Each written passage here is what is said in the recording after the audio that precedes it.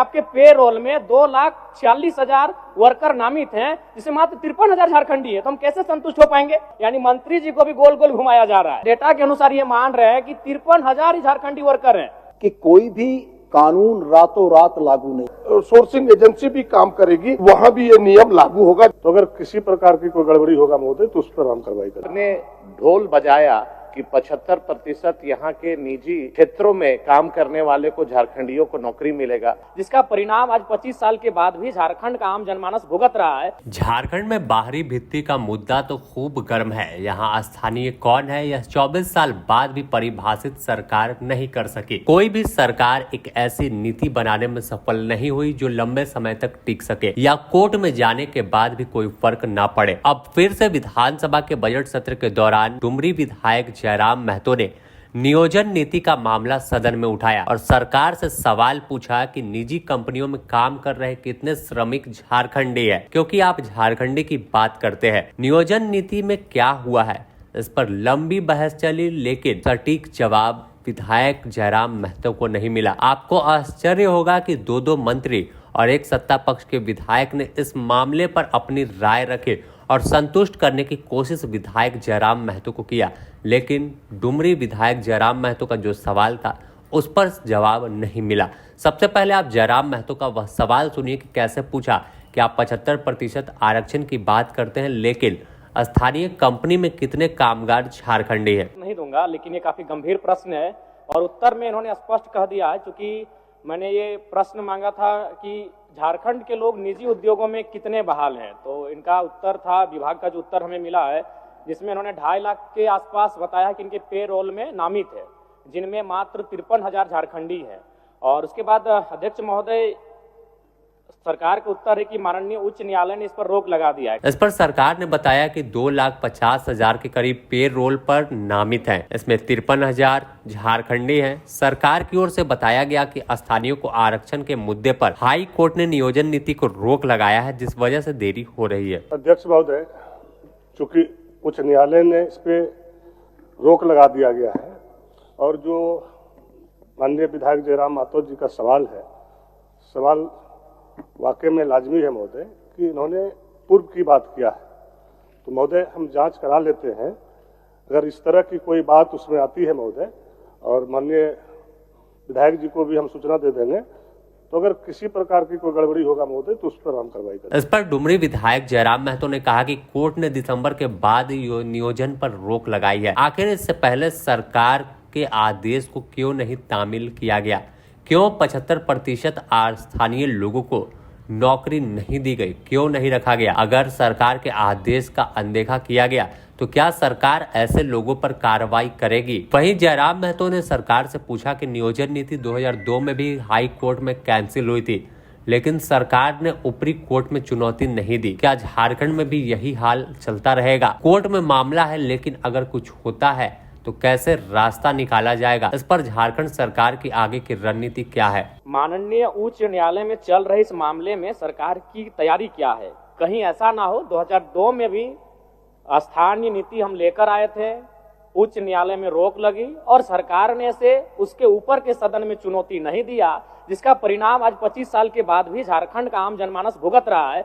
तो मान के चलिए अगर नकारात्मक निर्णय आता है, उच्च न्यायालय की बात हो रही है इस नियोजन नीति में, अगर मान के चलिए हमारा नकारात्मक उत्तर आता है उच्च न्यायालय के द्वारा, तो उस समय सरकार की तैयारी क्या है और सरकार की कार्य योजना क्या है? सरकार किस प्रकार इस गंभीर विषय से निपटेगी? मैं ये सरकार के माननीय मंत्री से जानना चाहता हूँ। कर दिया महोदय, और इस चीजों को जैसे भी हाई कोर्ट का आदेश आता है महोदय, अब क्या आदेश आता है उसके बावजूद हम निर्णय लेंगे महोदय। ठीक ठीक। लास्ट हम आप उसके बाद बैठ ही जाएंगे, हम सवाल नहीं करेंगे। कुछ भी साफ साफ नहीं अध्यक्ष महोदय। माननीय मंत्री, 2 मंत्री खड़े होकर हमें संतुष्ट नहीं कर पा रहे हैं। हाईकोर्ट ने ठीक है दिसंबर महीने में रोक लगाया है, हम मान रहे हैं दिसंबर महीने में हाईकोर्ट ने रोक लगाया है, लेकिन आप जो डेटा दे रहे हो 2022 से लेकर 2024 तक का दे रहे हैं और उस डेटा के अनुसार आप मान रहे हैं अध्यक्ष महोदय, उस डेटा के अनुसार ये मान रहे हैं कि 53,000 झारखंडी वर्कर हैं, 2 लाख गैर झारखंडी हैं। तो कैसे हम अपने आप को संतुष्ट कर पाएंगे? ना हम संतुष्ट हो पा रहे हैं, ना आज इस सत्र को घरों में बैठकर जो झारखंडी देख रहे हैं वो युवा संतुष्ट हो पाएंगे। आप खुद मान रहे हैं आप कह रहे हैं कि आपके पेरोल में 2,46,000 वर्कर नामित हैं, जिसमें मात्र 53,000 झारखंडी है, तो हम कैसे संतुष्ट हो पाएंगे? अगर उसको परसेंटेज में तब्दील करते हैं तो 21% होता है, तो अब किस मुंह से 75% आरक्षण की बात करें? मैं मंत्री महोदय आपको दोष नहीं दे रहा, चूंकि आप नए आए हैं, लेकिन इससे पूर्व जो कार्यकाल जिन्होंने संभाला है उनसे भूल हुआ है, स्वीकारिए। दूसरी बात, जो हम बैठ रहे हैं, अब हम कुछ भी बहस नहीं करने जा रहे, राज्य की जनता सुन रही है। मंत्री महोदय, ये प्रश्न 2 बार आ चुका है। जब पहली बार ये प्रश्न आपके पास गया तो आपके विभाग का उत्तर आया था कि 7,473 नियोजक निबंधित है, और दूसरी बार 7,470, 3 नियोजक कम हो गए अध्यक्ष महोदय, यानी मंत्री जी को भी गोल गोल घुमाया जा रहा है। 5 दिन पहले मेरा यही प्रश्न आया था, 7,473 नियोजक थे, और आज मेरा प्रश्न जब दोबारा आया है तो 7,470 नियोजक हो चुके हैं। मंत्री जी को खुद गोल गोल घुमाया जा रहा है। मंत्री ने कहा उच्च न्यायालय में मामला चल रहा है, जब कोई आदेश आएगा तब उसके बाद आगे की क्या रणनीति होगी इस पर काम करेंगे। वहीं इस पर भाजपा विधायक नवीन जायसवाल ने सदन में पूछा कि झारखंड में 75% की बात होती है, लेकिन युवा पलायन करने को मजबूर है। किसी भी तरह से सरकार नियोजन के क्षेत्र में काम करने में रुचि नहीं दिखाती। आप ऐसी नियोजन नीति बनाते जो कोर्ट में जाकर फंसती नहीं। प्रश्न है पूरे झारखंड के स्थानीय झारखंडी मूलवासी का अध्यक्ष महोदय। माननीय सदस्य जयराम भाई का यही है चिंता कि जो अभी एजेंसी मैन पावर जो रिक्रूट कर रही है सरकार के अधीन, क्या वो एजेंसी को आप निजी कंपनी मानते हैं, हाँ या ना? दूसरा, अगर आप मानते हैं तो उस पर ये 75% यहाँ के मूलवासी, यहाँ के आदिवासी, यहाँ के झारखंडी लोगों को 75% आरक्षण दे रहे हैं कि नहीं दे रहे हैं? नहीं दे रहे हैं तो देंगे कि नहीं देंगे? और तीसरा, कि जो आपने ढोल बजाया कि 75% यहाँ के निजी क्षेत्रों में काम करने वाले को, झारखंडियों को नौकरी मिलेगा। इस पर मंत्री सुदीप कुमार सोनू ने हरियाणा सरकार का हवाला देते हुए जवाब दे दिया। खुद आप सुनिए क्या कुछ कह रहे हैं सुदीप कुमार सोनू। जिस समिति ने अध्ययन के उपरांत इस निजी क्षेत्रों में 75% भागीदारी को सुनिश्चित कराया था, 2-3 विषय आए। एक विषय माननीय सदस्य नवीन जायसवाल जी का आया। हरियाणा में इन्हीं की सरकार, मनोहर लाल खट्टर जी की सरकार थी, वहां भी ऑनरेबल हाई कोर्ट ने स्ट्रक डाउन किया इसी 75% आरक्षण के मुद्दे को। दूसरी बात, जो चीजें हरियाणा हाई कोर्ट ने हरियाणा के लिए लागू की, ऑनरेबल हाई कोर्ट झारखंड ने झारखंड में लागू किया, प्रक्रियागत है, जो निर्णय आएंगे। दूसरी बात मैं स्पष्ट बड़ा कहना चाहता हूं कि कोई भी कानून रातों रात लागू नहीं हो सकता है।